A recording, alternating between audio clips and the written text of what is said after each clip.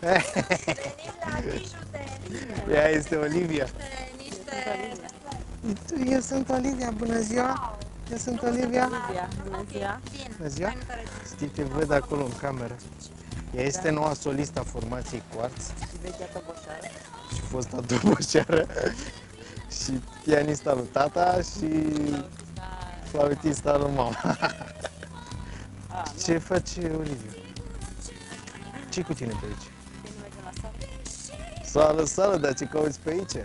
Sală, sală, vrem asta. Hai, v-a plăcut în București, nu? Hai să mergem la sală. Mergem să repetăm? Gata, frate, hai la sală.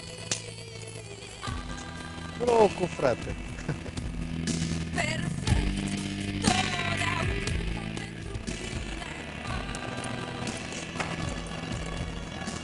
Aici e sala noastră de repetiție. Toată lumea la posturi. El e Ciprian. Salut, Ciprian, el e tehnicul nostru. El mi-arde întotdeauna stația, îmi încurcă cablurile. Asta este o parte din echipament, asta este... Lasă-mă că spun mai încolo. George e bunul meu prieten. Trăiți și dumneavoastră, trăiți.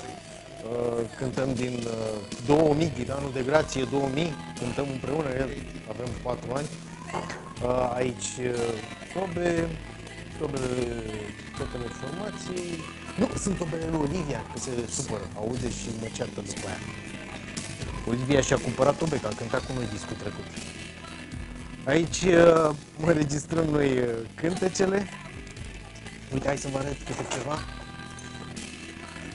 Un mixer automat, nu știu ce, putere, la, boxe, tragem noi aici, ne-am tras cam toate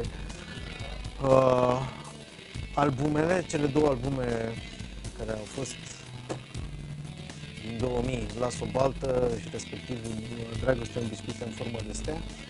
Astea sunt niște poze care le-am avut acum de la Deva, hai să vi le arăt și vouă. Asta nu. Asta da? Asta vă place?